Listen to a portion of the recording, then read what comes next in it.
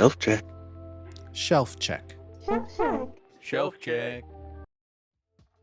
Hey guys, it's been 2 weeks since I've seen you last, and a couple of pretty exciting things happened.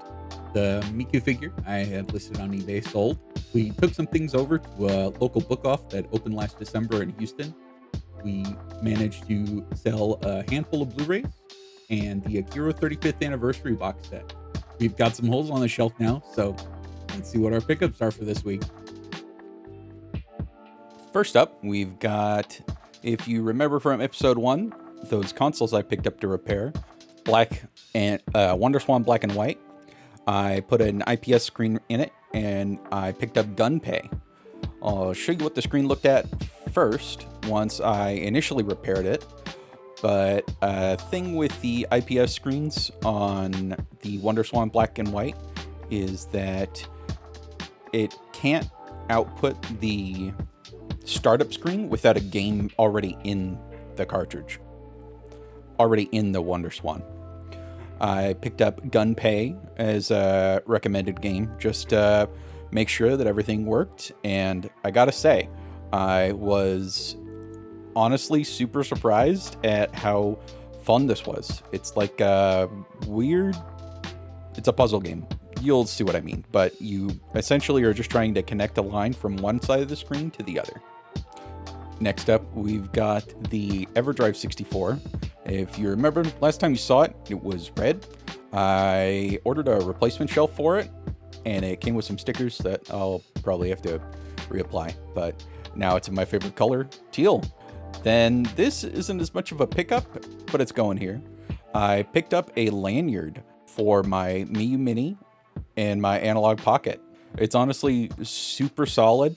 It is a little 3D printed part that goes in the screw, and you just screw it into the screw hole. It's fantastic. I'm a sucker for things like this. I absolutely love lanyards. I'm very sad when I get a piece of retro tech that doesn't have a little spot for a lanyard on it. This is who made it. I picked it up from the Etsy shop Retro Carrot Workshop. I'll have a link of his down below if you're wanting one for yourself. I did have to message him and let him know beforehand that I needed it for the Analog Pocket.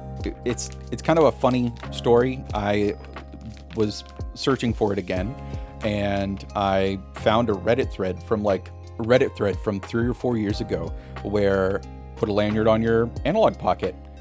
I went to his Etsy page. I sent him a message. I said, hey, is this available? Do you still print these? And a couple of weeks later, I have 3 of these cool screw-in wrist straps for the Analog Pocket.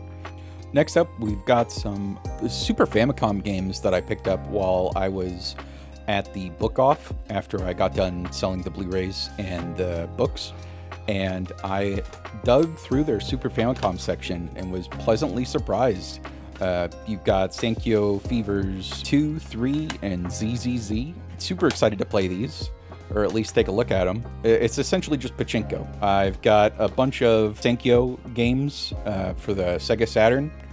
And then last up, we have 2 slot games by the same developer, Sammy. If I go find the names, I'll put them up on screen. Jisen Pachi Slot His Ho 1 and 2. Then last up, we've got Tenchi Muyo Mimiri Onsen.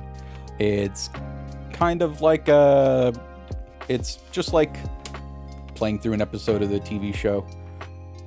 That about wraps it up for this week's shelf check. We'll take a quick look at the shelf. There's a little bit of space free from getting rid of those Blu-rays and the Akira manga.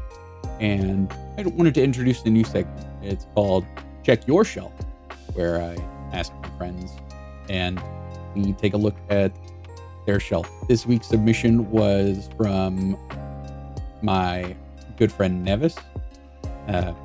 He quoted it as a shelf mech.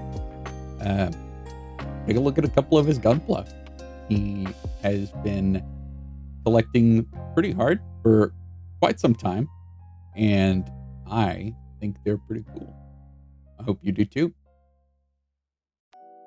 See you next time.